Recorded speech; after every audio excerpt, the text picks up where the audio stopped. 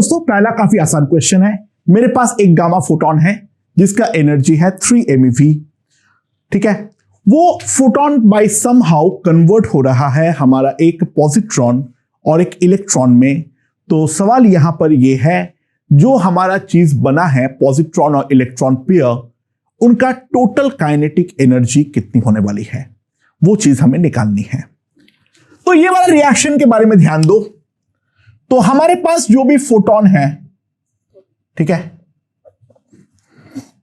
ये हमारा कन्वर्ट हो रहा है एक E+ पे और एक E- पे। ऑब्वियस सी बात है, ये वाले का जो हमारा रेस्ट मास है वो तो 0 है क्योंकि ये एनर्जी पार्टिकल है, और इन दोनों का जो हमारा रेस्ट मास है, मान लो that is equals to m0।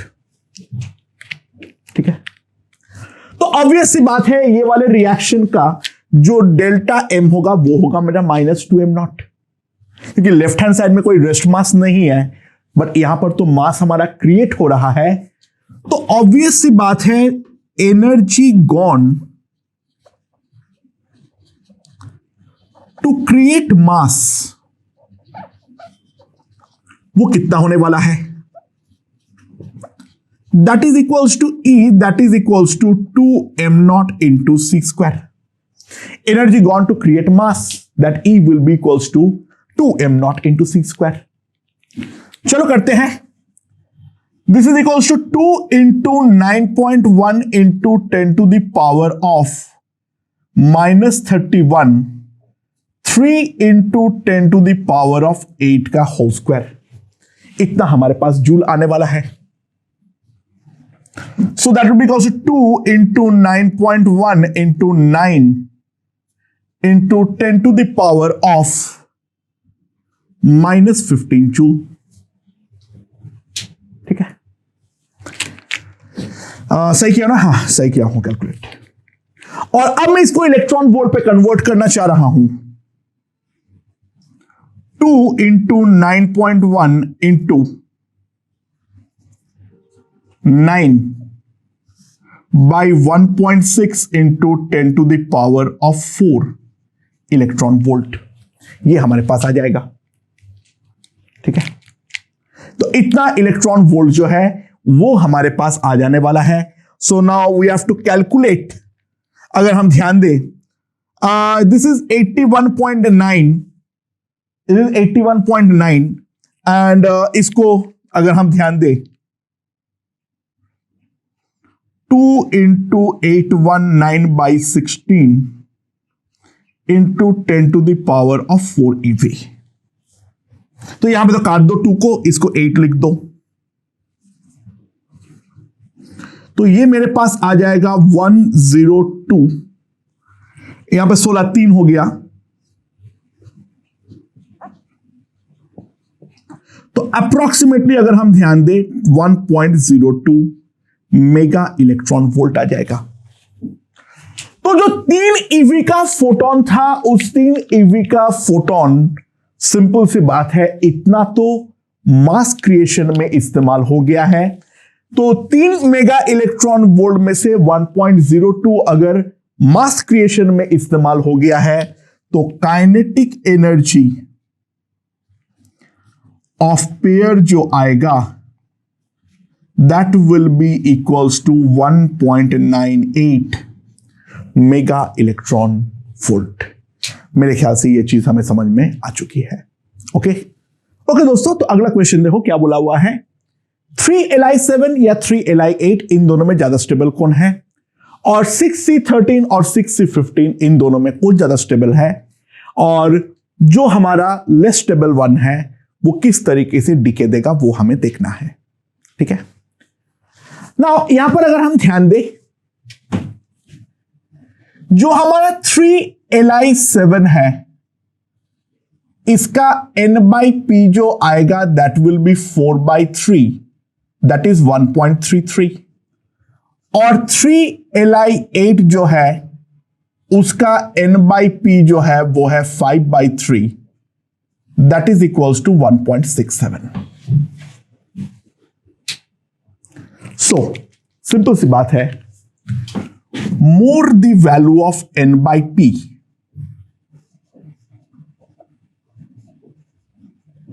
lesser the stability. हल्के न्यूक्लियस के लिए n बाई पी 1 के जितना नजदीक होगा उतना ज्यादा अच्छी बात है। तो ऑब्वियस सी बात है, सिंपल सी बात है, this is less stable.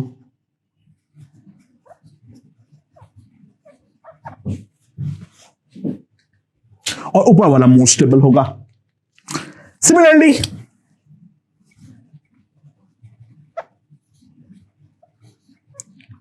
Six C 15 is less stable, क्योंकि इसका भी n बाई पी काफी ज्यादा है।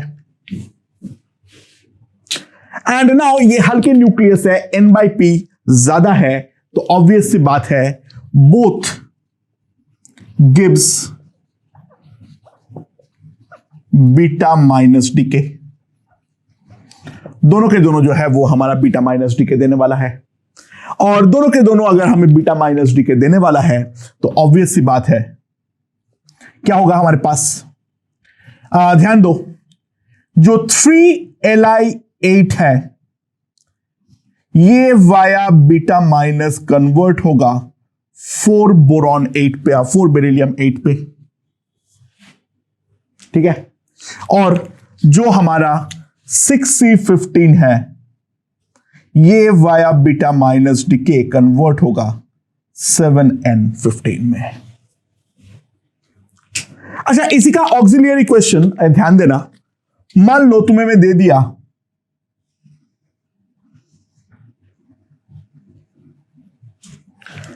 ये हमारा n है, ये हमारा p है, n by P ratio, this is n by P equals to 1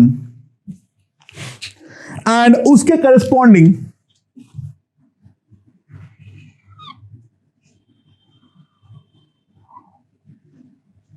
this is the stability belt. अब एक न्यूक्लियस यहां पर है, एक न्यूक्लियस यहां पर है और एक न्यूक्लियस यहां पर है। X Y Z 3 unstable nucleus है जो स्टेबिलिटी बेल्ट से बाहर है। तो व्हाट काइंड्स ऑफ डिके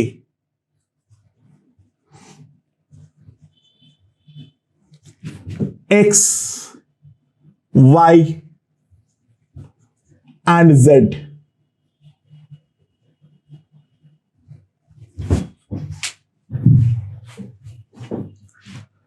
ठीक है। तो एक्स वाई और जेड में हमारा किस तरीके का डीके मिलेगा। अरे पहली बात, जेड का केस बिल्कुल ही डिफरेंट है। Z is of large size, तो यहां पर तो सिंपल सी बात है, यहां पर साइज की प्रॉब्लम है। तो जेड जो होगा वो तो सीधा का सीधा हमारा अल्फा डीके देगा, क्योंकि उसका साइज भी लार्ज है और वो स्टेबिलिटी बेल्ट से भी बाहर है। तो जेड का जो प्राइमरी मोड ऑफ डीके होगा that will be definitely alpha decay, ठीक है। जो हमारा एक्स एंड वाई है ये हमारे लाइट न्यूक्लियस है, तो सिंपल सी बात है ये हमारा बीटा डीके देगा। दोनों के दोनों हमारा बीटा डीके देने वाला है। अब किस में बीटा प्लस और किस में बीटा माइनस। ना ऑब्वियस सी बात है, एक्स वाले केस पे अगर मैं देखूं n by P is greater than stability belt,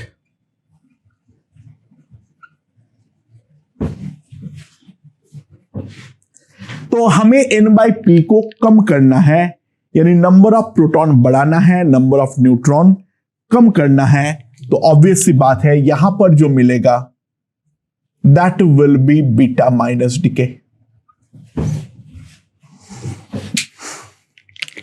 और y के बारे में अगर हम चर्चा करें तो y के केस में n by P is lesser than the stability belt.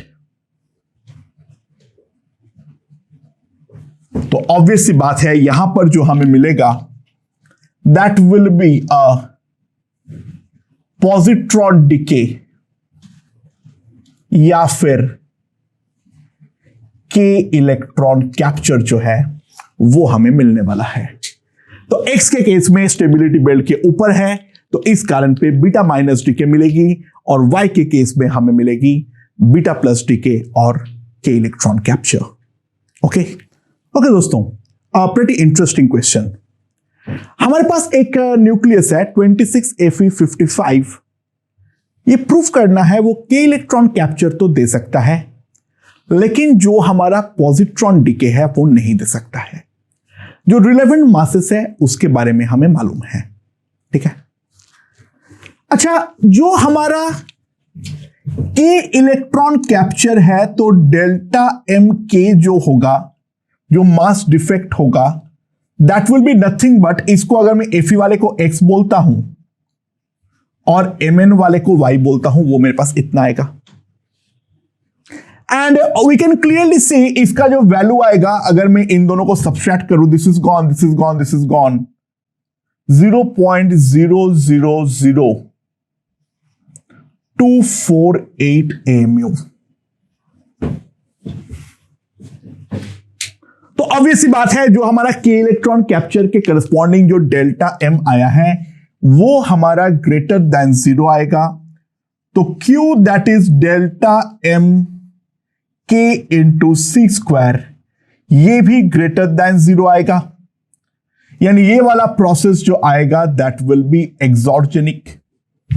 ये वाला जो प्रोसेस आएगा दैट विल बी एक्सॉर्जेनिक। यानी सिंपल सी बात है, प्रोसेस इज पॉसिबल। बट एक बार गौर से ध्यान दो, इसका जो हमारा मास डिफेक्ट है ये वाला जो है ये मास ऑफ इलेक्ट्रॉन से भी कम है। तो ऑब्वियस सी बात है जो हमारा पॉजिट्रॉन डीके का मास डिफेक्ट आएगा that will B mx minus my minus 2me। Already ये वाला चीज ही हमारा एक इलेक्ट्रॉन से कम है, एक इलेक्ट्रॉन से कम है तो 2 इलेक्ट्रॉन से तो कम आएगा ही आएगा। तो ऑब्वियस सी बात है this will be less than 0। तो जो मेरा Q आएगा वो भी तो मेरा लेस देन 0 आएगा। यानी ऑब्वियस सी बात है ये वाला प्रोसेस जो है दिस विल बी एंडोर्जेनिक। तो प्रोसेस इज नॉट पॉसिबल। तो ध्यान दो, ऐसा सर्कमस्टांसेस क्रिएट हो सकता है अगर रिएक्शन का मास डिफेक्ट बहुत कम है। इन दैट केस हमारा पॉजिट्रॉन डीके भले ही हो जाए लेकिन हमारा के इलेक्ट्रॉन कैप्चर भले ही हो जाए लेकिन हमारा पॉजिट्रॉन डीके जो है वो हमारा नहीं हो पाएगा। ओके दोस्तों, तो अगला क्वेश्चन देखते हैं। 6C11 is an unstable nucleus और वो एक पॉजिट्रॉन डीके देता है। रिलेवेंट मासेस दिया हुआ है तो हमें निकलता हुआ पॉजिट्रॉन का जो मैक्सिमम पॉसिबल काइनेटिक एनर्जी है वो हमें निकालनी है। ठीक है, अच्छा बाय द वे क्या रिएक्शन हो रहा होगा? 6C11 ऑब्वियस सी बात है एक पहले पॉजिट्रॉन डीके करेगा और पॉजिट्रॉन डीके होते हुए कन्वर्ट होगा 5B11। बट ध्यान देना एक पॉजिटिव चार्ज निकल रहा है तो it is forming an anion plus A का पॉजिट्रॉन प्लस जो हमारा न्यू बार है वो। ठीक है, न्यू होगा यहां पे, पॉजिट्रॉन डीके है। और अब जो है ये वाला चीज ए का कन्वर्ट हो जाएगा 5B11।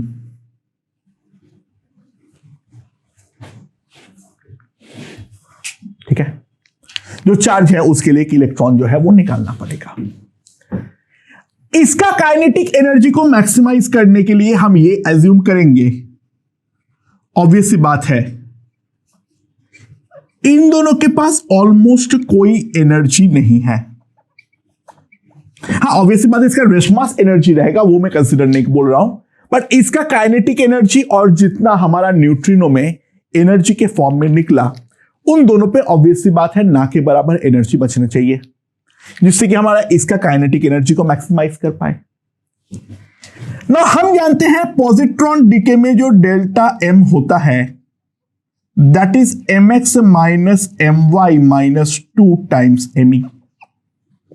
तो यहां पर अगर हम कंप्यूट करें 11.011434 माइनस 11.009305 माइनस 2 इंटू 0.000549 AMU, ये हमारे पास आने वाला है।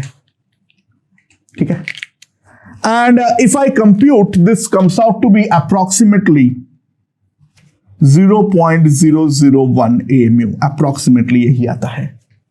ठीक है, सो डेल्टा एम हमारे पास इतना आ गया है।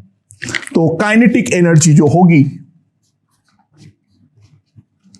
that will be 0.001 into 931 mega electron volt, 0.931 mega electron volt. ठीक है, हाँ ठीक है, थोड़ा बहुत एरर है यहां पर, एग्जैक्टली 0.001 तो नहीं होगा, उसके बाद भी नंबर से भाड़ में जाए, तो approximately this will B 0.931 mega electron volt. Okay okay दोस्तों, तो अगले क्वेश्चन की ओर बढ़ते हैं। लेट्स सी, हमारे पास एक जो Zn न्यूक्लियस है, ठीक है, वो एक्साइटेड स्टेट में है। ठीक है, तो एक्साइटेड स्टेट वाले न्यूक्लियस जो है वो हमेशा एक गामा रेडिएशन दिखाता है। तो वो एक गामा रेडिएशन देते हुए ग्राउंड स्टेट में कन्वर्ट हो रहा है, और जो हमारा एक्साइटेड स्टेट वाला है वो ऑब्वियसली एनर्जेटिकली हमारा ग्राउंड स्टेट वाले जिंक से ऊपर है, और ये जो हमारा energy equivalent of mass difference है that is equals to 0.44 mega electron volt. Basically कुल मिला के बात ये है, जो हमारा Zn से Zn स्टार से Zn बन रहा है, उस पर इतना अमाउंट ऑफ एनर्जी जो है वो हमारी रिलीज हो रही है, तो we have to calculate the recoil kinetic energy of the Zn nucleus. ठीक है, अच्छा इसका जो वैल्यू है वो उसको मैं एक चीज देना भूल गया, जो मास ऑफ 69 Zn है, simply take it as 68.927 AMU। ठीक है, ओके, तो किस तरीके से करेंगे? सबसे पहले इस बात को समझते हैं, यह है हमारा एक्साइटेड Zn स्टार जो कि राइट नाउ हमारा रेस्ट पे है, और ये जब ऑब्वियसली बात है एक गामा रेडिएशन देने वाला है, तो गामा रेडिएशन देने पे ये वाला जो हमारा जिंक है वो इस तरीके से रिकॉइल करेगा, और ये वाला जो हमारा गामा है वो इस डायरेक्शन में निकल जाएगा। ठीक है, अच्छा, तो पहली बात क्या है, इसका वेलोसिटी अगर मैं v बोलता हूं और मान लो इसका वेवलेंथ जो है वो है हमारा लैम्डा। ठीक है, सो फर्स्ट ऑफ ऑल जो हमारा मास मोमेंटम है वो हमारा डेफिनेटली कंजर्व होना चाहिए, और दूसरा जो हम लिख सकते हैं साफ साफ वो है हाफ mv² प्लस जो हमारा गामा का एनर्जी है that will be equals to 0.44 mega electron volt. Right, सबसे पहले हम डेफिनेटली ये वाला चीज जो है वो लिख सकते हैं।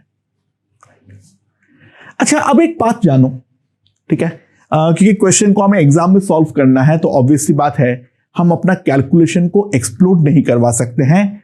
तो एक इंपॉर्टेंट बात को सबसे पहले समझने का ट्राई करो, वो ये है, जो almost all energy goes to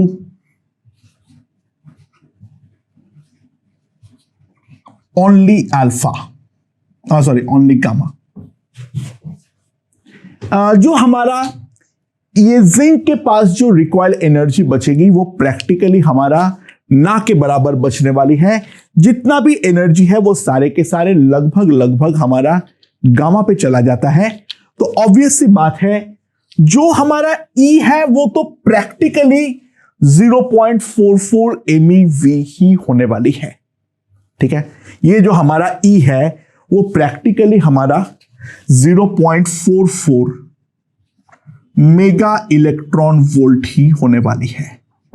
यानी ये वाला टर्म जो है, क्वांटिटी जो है वो प्रैक्टिकली हमारा, हाँ इसको हम एस्टिमेट करने वाले हैं और प्रूव भी करने वाले हैं। जो हमने जो ये एजम्पशन मारे हैं ये बिल्कुल सही मारे हैं। बट पहले मैं एक बार बताना चाह रहा हूं, जो पहले ये एजम्पशन मारो, जो ज्यादातर एनर्जी जो है वो हमारा गामा पे चला जाएगा। एंड जो कि बात लॉजिकल है, ऑब्वियस सी बात है, इसका मास बहुत कम होता है, h/c लैम्डा है।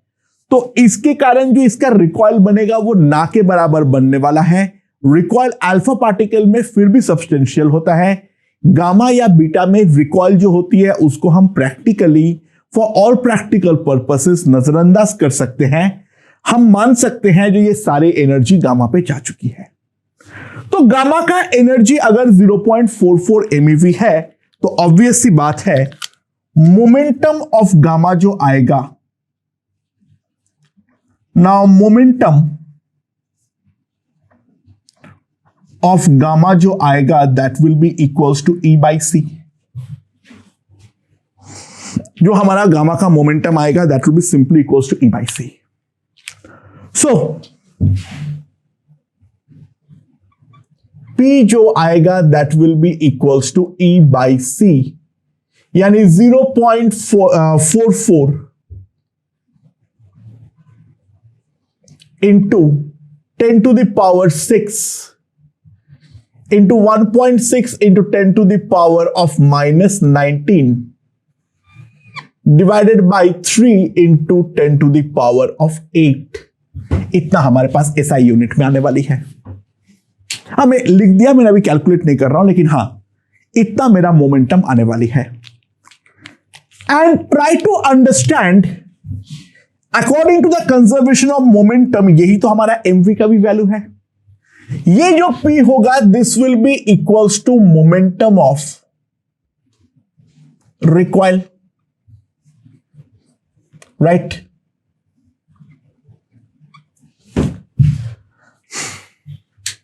ओके, सो ऑब्वियसली बात है M into V equals to E/c, तो हमारे पास V जो आएगा that will B E/cm।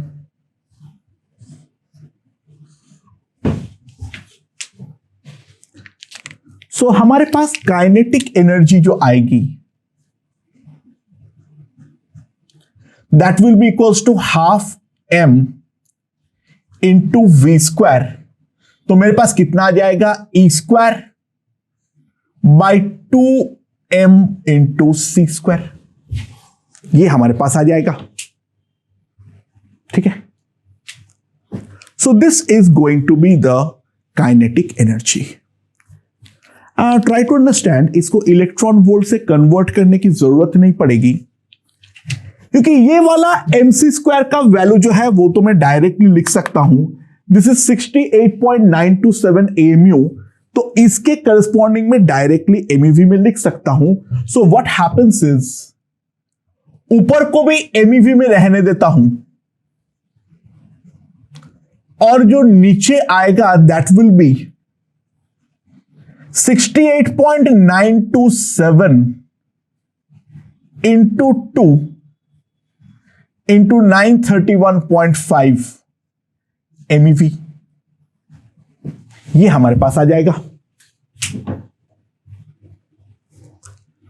Okay, मैं सब कुछ को एमईवी में रहने दिया एंड ट्राई टू अंडरस्टैंड। अगर मैं ध्यान दूं, the calculation comes out to be 1.5 into 10 to the power -6 MeV, that is 1.5 electron volt.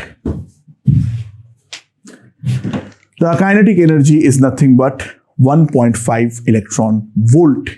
तो ऑब्वियस सी बात है, ध्यान दो, कहां 0.44 MeV और कहां 1.5 EV।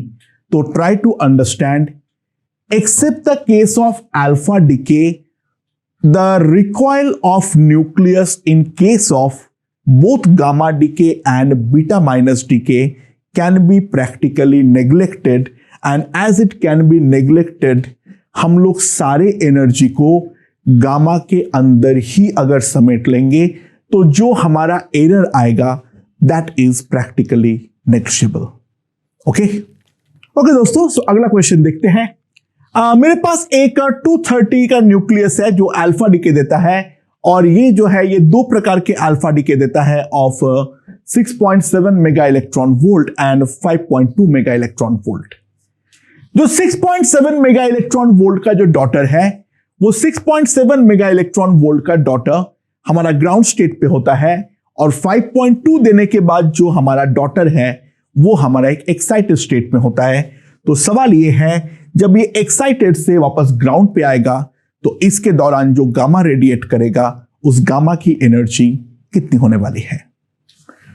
ओके, ध्यान देना, ऑब्वियसली बात है रिकॉइल होगा, ऑब्वियसली बात है रिकॉइल होगा। अल्फा के केस में हम डेफिनेटली नेग्लेक्ट नहीं कर सकते हैं यहां पे इसकी तरह, ठीक है। थोड़ा बहुत एनर्जी जो है वो तो हमारा बचेगा। जो क्यू होता है वो क्यू हमारे पास कितना होता है, A by A-4 into E alpha.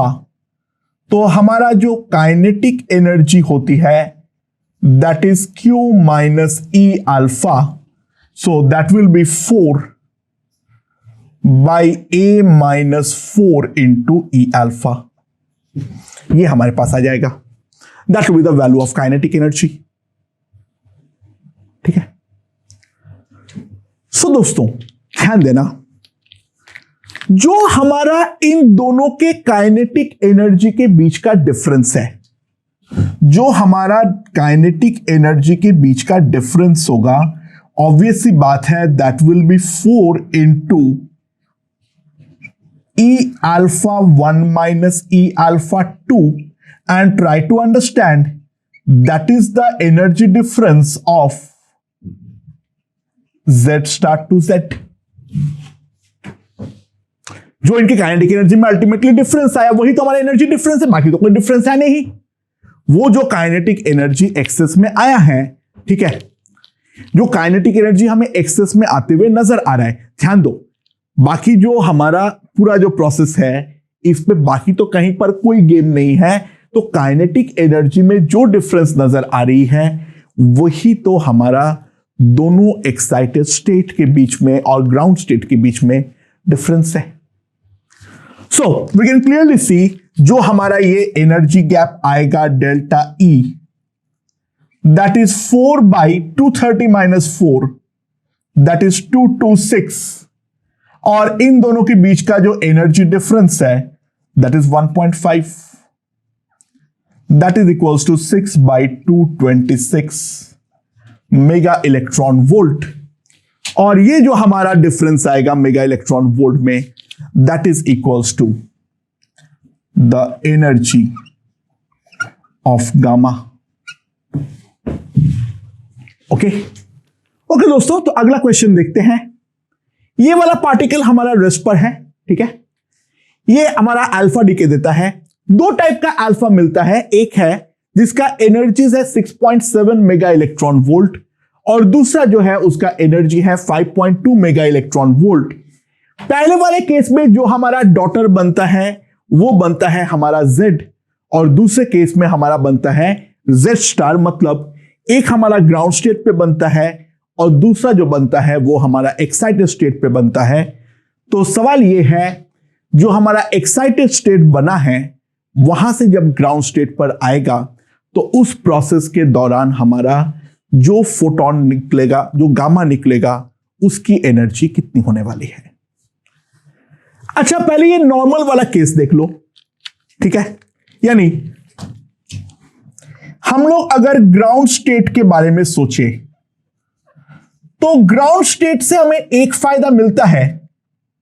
What we know is Q is simply equals to A by A minus 4 into the kinetic energy of the alpha. ठीक है, and now simply substitute, this is 230, this minus 4 is 226 into 6.7, ये हम करेंगे, so this will come out to be equals to 6.82 mega electron volt. अब एक बात ध्यान दो, कोई भी अल्फा डीके में इतना एनर्जी तो रिलीज होगा ही होगा। कोई भी अगर हमारा अल्फा डीके हो रहा है तो इतना एनर्जी तो डेफिनेटली रिलीज हमारा होने वाला है। सबसे पहले let's try to understand that part only, ठीक है। सो एनर्जी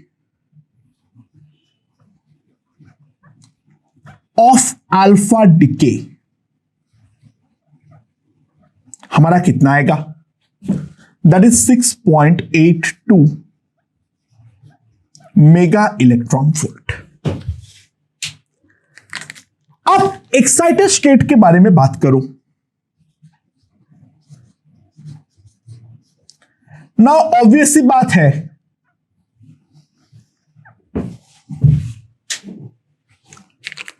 जो हमारा Q है that will be in the form of kinetic energy of alpha plus kinetic energy of the product, say Y, plus excitation energy, यानी the energy required for Z to Z star।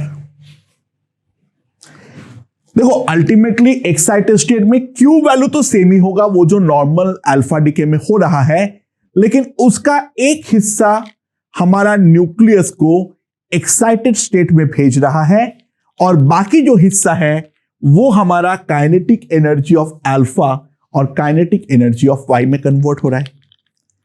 Now kinetic energy of alpha plus kinetic energy of Y is nothing but, हम जानते हैं, A by A minus 4 into E alpha, that is 5.2, ठीक है, into 230 divided by 226, and if we calculate this comes out to be 5.29 mega electron volt. Compute it, वही आएगा, ठीक है। So kinetic energy के फॉर्म में इतना एनर्जी है, बट रिलीज तो डेफिनेटली इतना ही हुआ था। तो ऑब्वियसली बात है, जो हमारा डेल्टा ई है बिटवीन Z स्टार्ट से Z, that will B 6.82 minus 5.29, it comes out to be 1.53 mega electron volt.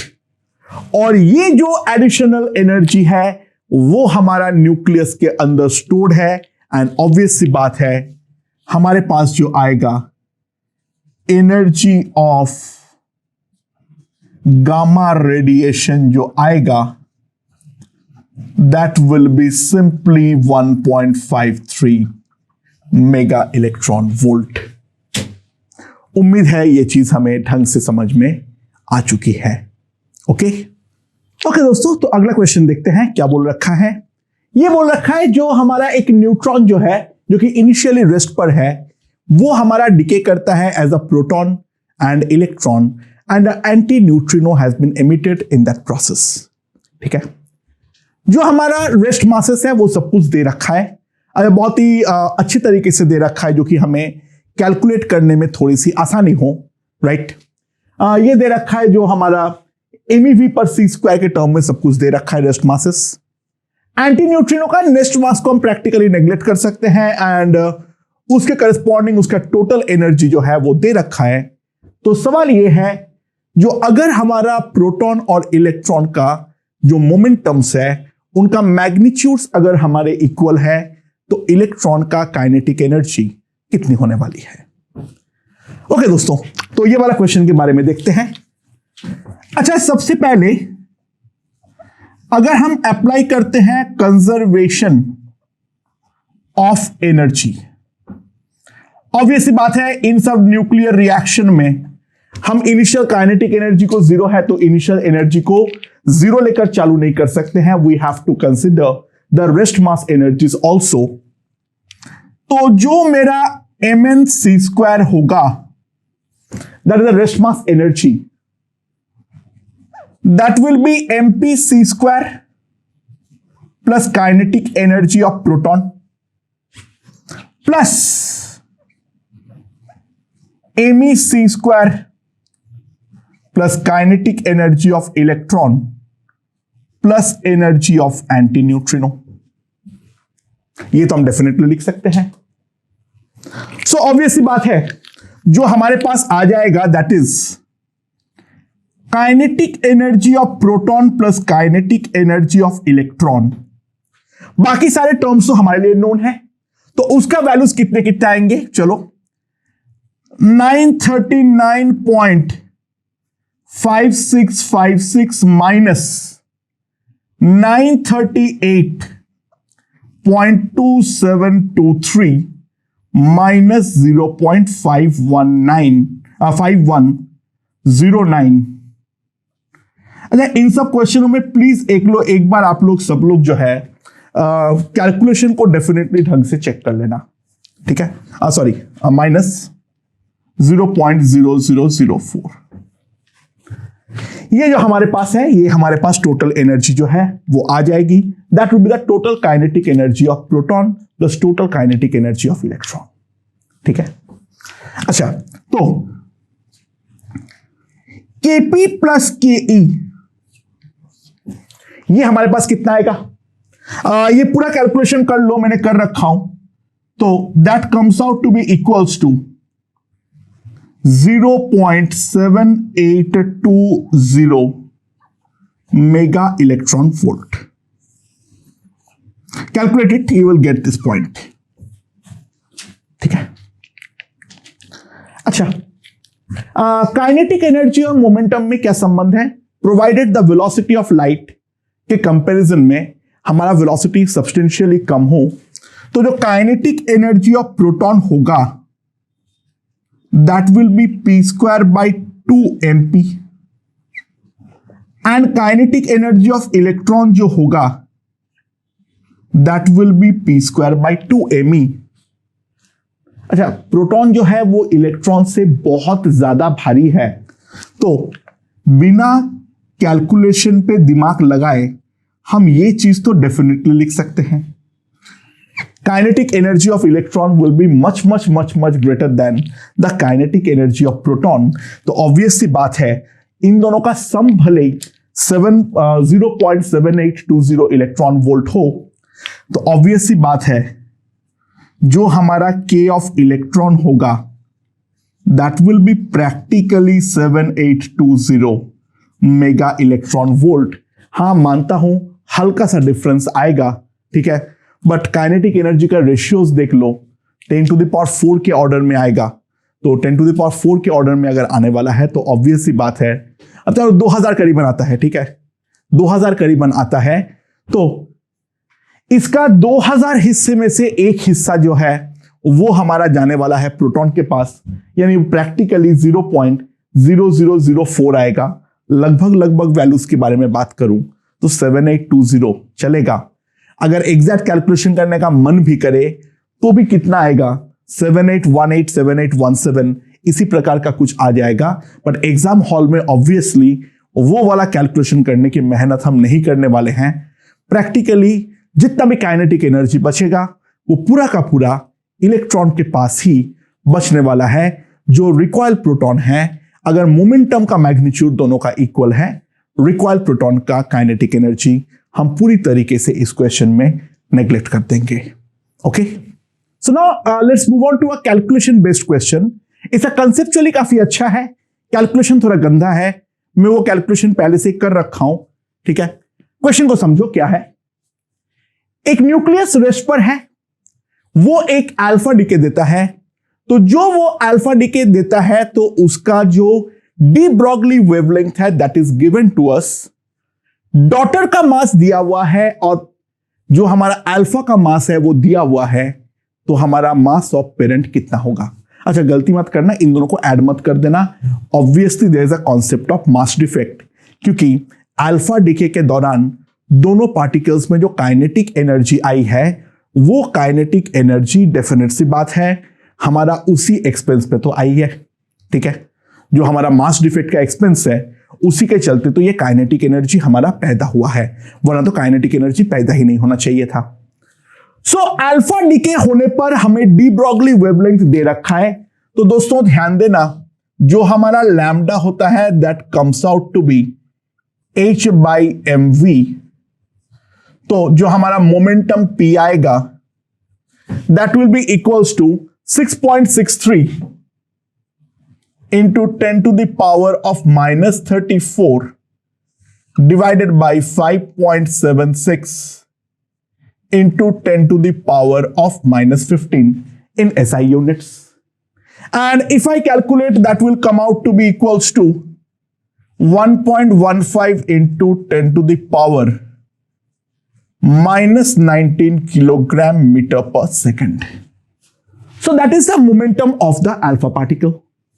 And दोस्तों according to the conservation of linear momentum, क्योंकि इनिशियली जो हमारा पेरेंट जो है वो हमारा रेस्ट पर था, तो ऑब्वियस सी बात है this will be also the momentum of daughter, right. तो काइनेटिक एनर्जी ऑफ अल्फा कितना आएगा, p alpha whole square by 2m alpha, और काइनेटिक एनर्जी ऑफ डॉटर आएगा p daughter whole square by 2m daughter. ठीक है, so obvious बात है जो हमारा टोटल काइनेटिक एनर्जी आएगी that will be p square by 2 1 by m alpha plus 1 by m daughter. ठीक है, and now calculate it with proper units.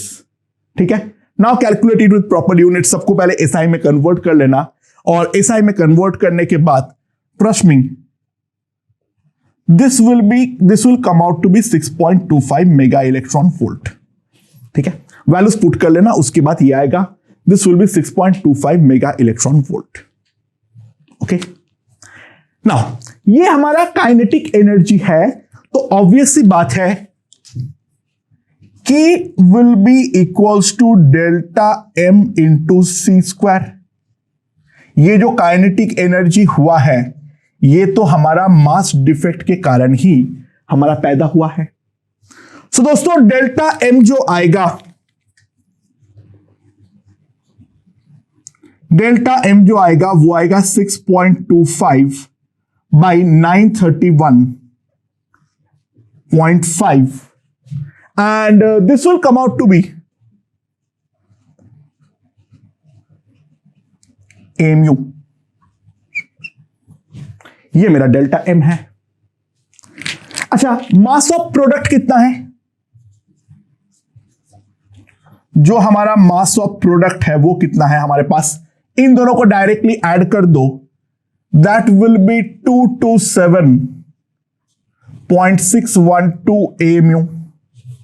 That's the mass of product. But delta m इतना है, तो हमारा जो parent का मास होना चाहिए वो ऑब्वियसली वो इतना AMU से ज्यादा होना चाहिए। तो मास ऑफ पेरेंट हमारे पास जो आएगा that will be equals to 227.6120067 AMU। 227.6187 AMU.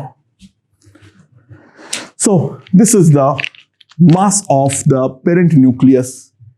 Conceptually काफी अच्छा क्वेश्चन था. पहले डी ब्रॉगली वेवलेंथ से मोमेंटम निकालो और कंजर्वेशन ऑफ लीनियर मोमेंटम से मैग्नीट्यूड वाइज तो दोनों मोमेंटम इक्वल होगा. फिर काइनेटिक एनर्जी के लिए मैंने लिख दिया p²/2m और p²/2m लिखने के बाद जो मेरा टोटल काइनेटिक एनर्जी होगी. अच्छा, अल्फा डीके में हम बाकी कोई दूसरा पार्टिकल के बारे में नहीं सोचते हैं, तो सारे एनर्जी हम मानते हैं काइनेटिक एनर्जी के फॉर्मेट में ही है. तो काइनेटिक एनर्जी के फॉर्मेट में अगर है तो ये जो काइनेटिक एनर्जी पैदा हुआ है that came in the expense of mass defect. तो वहां से हमने डेल्टा एम निकाल लिए और जो हमारा प्रोडक्ट का मास है उसके साथ डेल्टा एम का ऐड कर दो तो हमारे पास मास ऑफ द पेरेंट जो है वो आ जाने वाला है. आसान क्वेश्चन है, कैलकुलेशन वाइज टफ है, आसान है बट काफी कंसेप्चुअल है. ओके दोस्तों, तो अगले क्वेश्चन की ओर बढ़ते हैं. Let's see. A deuterium nucleus at rest absorbs a gamma photon of energy 2.21 mega electron volt and it splits into a proton and a neutron. After the split, it was observed the neutron was at rest. ठीक है, तो सवाल यह है, जो इस वाले information से हमें न्यूट्रॉन का मास निकालना है. हमें हाइड्रोजन एटम और ड्यूटेरियम एटम का मास जो है वो हमें ऑलरेडी दे रखा है. ठीक है, ओके, दैट्स फाइन. ध्यान दो, जो हमारा मेन रिएक्शन है वो रिएक्शन हमारे पास क्या है? 1H2 plus gamma, that will give me 1H1 plus 0N1. So here was a gamma that was arriving. Here was the deuterium. This is the deuterium D. And that is splitting into a neutron plus a proton. Obvious सी बात है, ये वाले proton को इस तरफ कुछ velocity v से move करनी है. सिंपल सी बात है. What is the reason? तो गामा अगर एनर्जी है तो ऑब्वियस सी बात है, this gamma will have a momentum of p like this. जहां पे गामा का p जो होता है that is nothing but the energy by c. Energy होती है hc बाय लैम्डा और जो हमारा मोमेंटम होती है वो होता है h बाय लैम्डा. तो एनर्जी को अगर मैं c से डिवाइड कर दूंगा तो मेरे पास गामा का जो मोमेंटम है वो हमारा आ जाएगा. एंड अगर हम ध्यान दें 2.21 1.6 into 10 to the power of minus 19 into 10 to the power 6, ये हमारे पास आ जाएगा. And that we have to compute.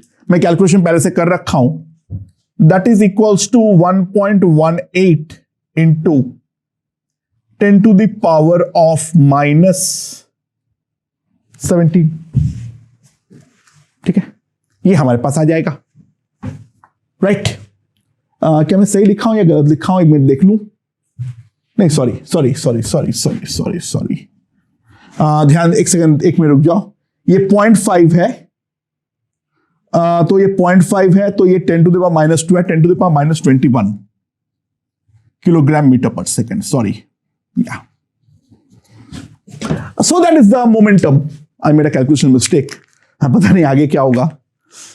So gamma का जो हमारा momentum है that is 1.18 into 10 to the power of minus 21.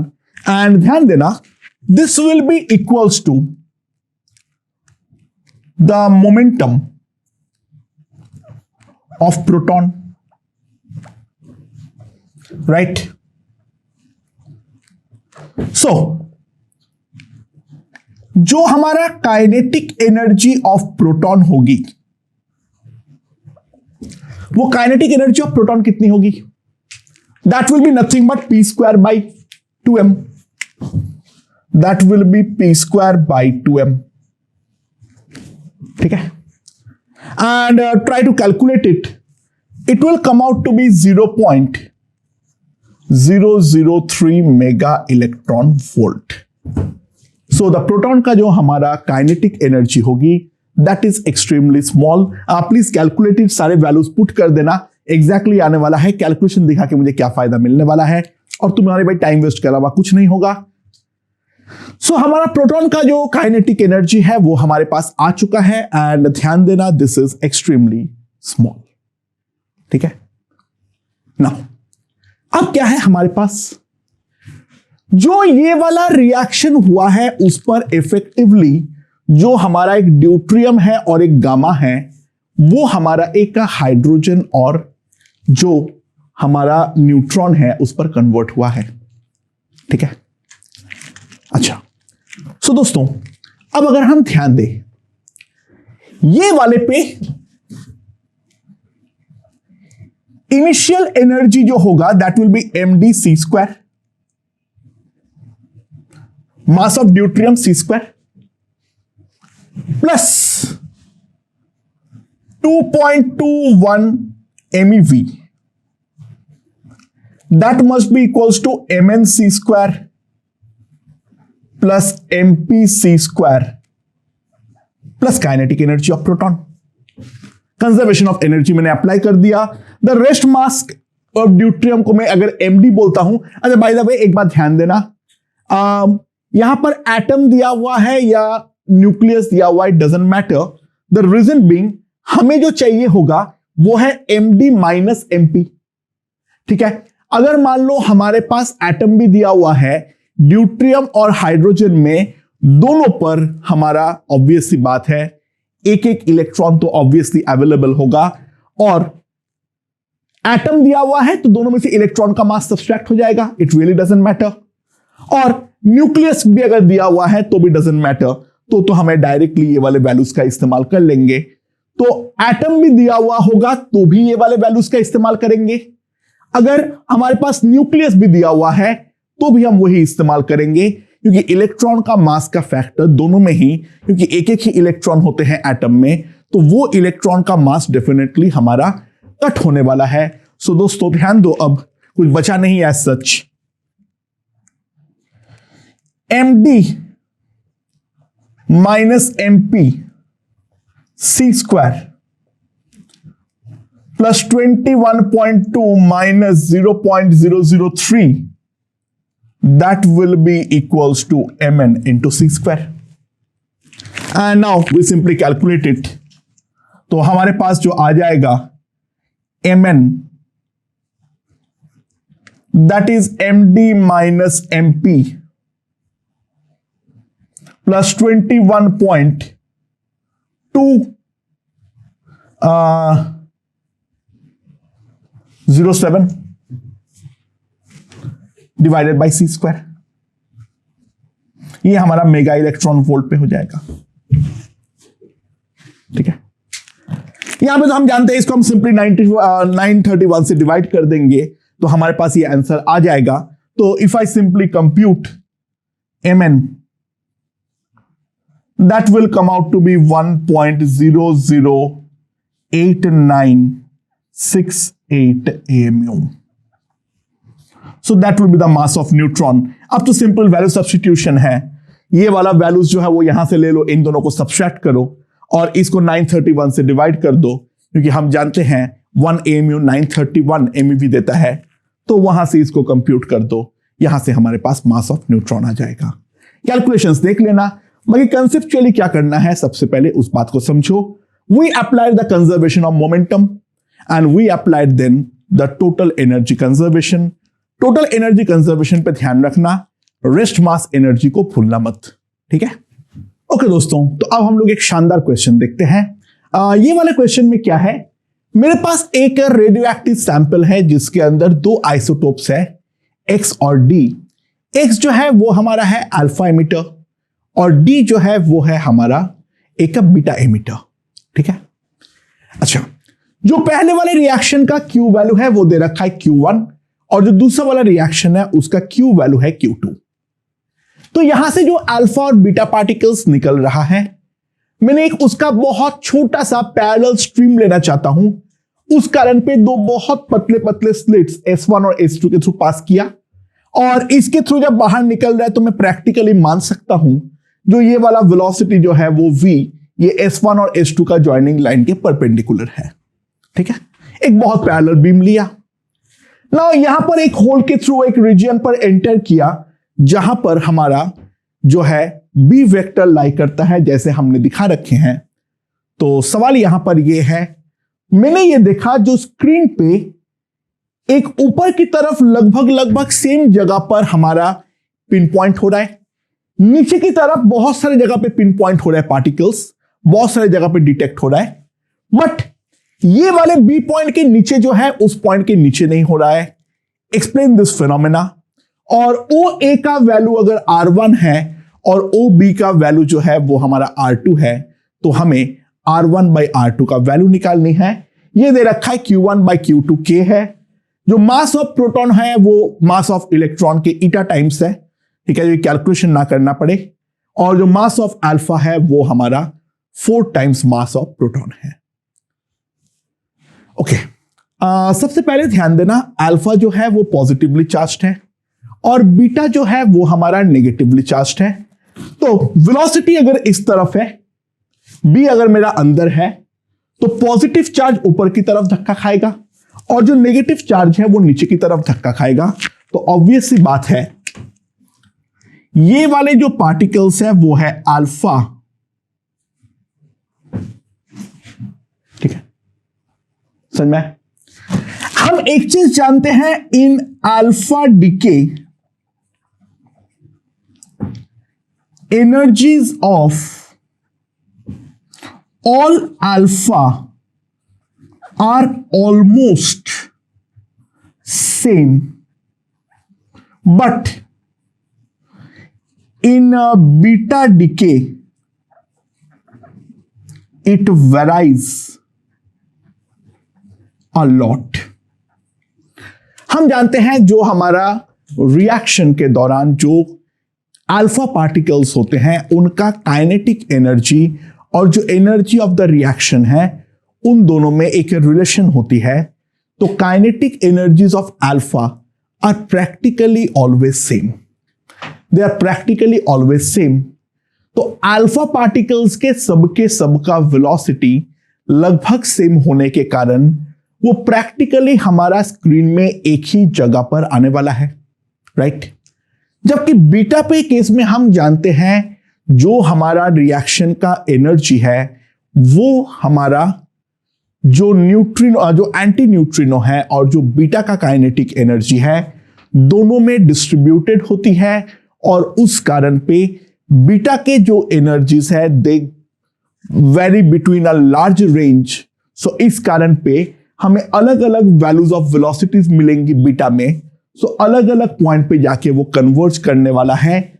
जो मैक्सिमम वेलोसिटी का बीटा होगा वो हमारे नीचे की तरफ स्क्रीन में सबसे ज्यादा दूर पे जाके फोकस होने वाला है। बाकी जो है वो हम साफ साफ देख सकते हैं।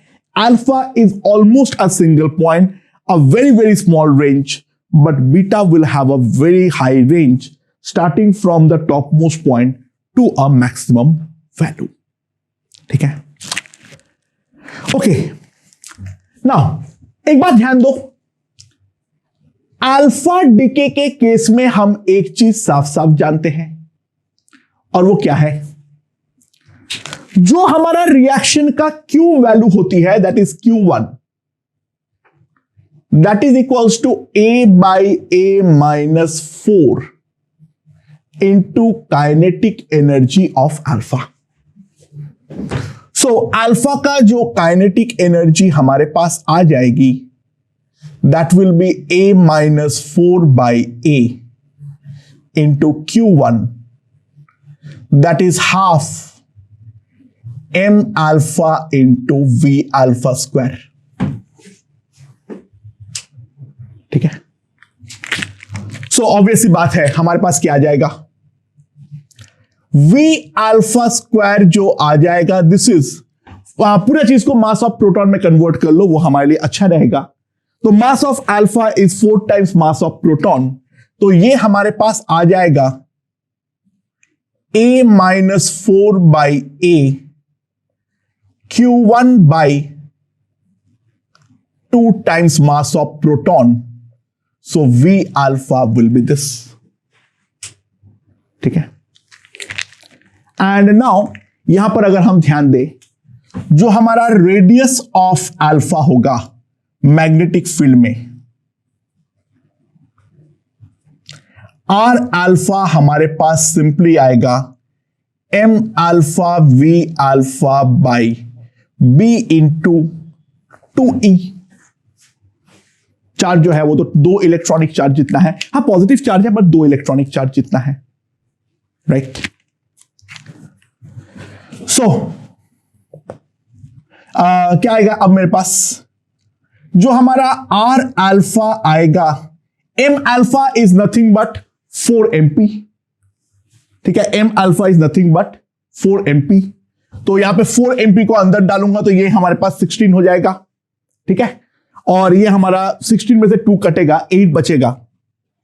सो under 1 by 2BE under root a minus 4 by a into 8q1 MP. ये हमारे पास आएगा. एंड इसको मैं ये भी अंदर डाल देता हूं, 1 by BE.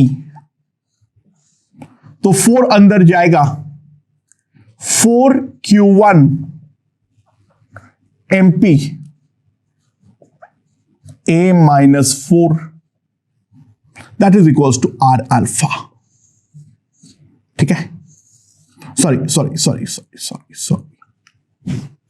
ये हमारे पास आ जाएगा. एंड ऑब्वियसली बात है, ये डिस्टेंस जो है वो हमारा r1 जो है वो हमारा 2r अल्फा है. r1 जो है वो हमारा 2r अल्फा है. राइट.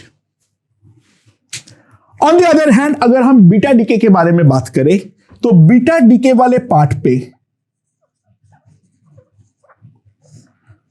जो हमारा एनर्जी ऑफ न्यूट्रिनो होगा plus kinetic energy of beta जो होगा, दैट विल बी Q2. इसी दोनों के पास तो एनर्जी रहेगी. So obvious we are neglecting the recoil. तो बीटा का जो हमारा काइनेटिक एनर्जी होगी वो हमारा Q2 से तो कम ही होने वाली है. मैक्सिमम वाले पोजीशन में हम सॉल्व करेंगे फॉर Q2.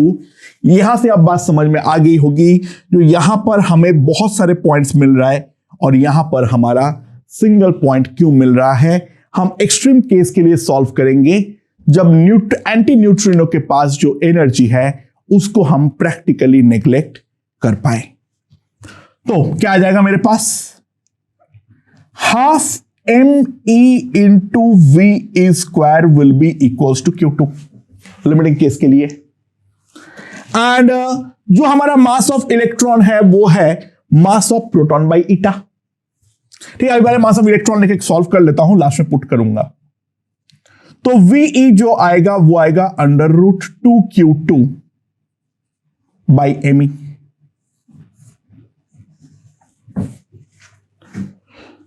सो R2 जो आएगा, रेडियस ऑफ बीटा जो आएगा, आर बीटा जो आएगा वो कितना आ जाएगा मेरे पास? ME VE by B into E. Right. वहां पर सिंगल इलेक्ट्रॉनिक चार्ज है, प्लस माइनस भाग में जाए वो तो फिर हमारा उसका जो डेविएशन का डायरेक्शन है वो डिसाइड कर दिया है. सो ये हमारे पास कितना आएगा?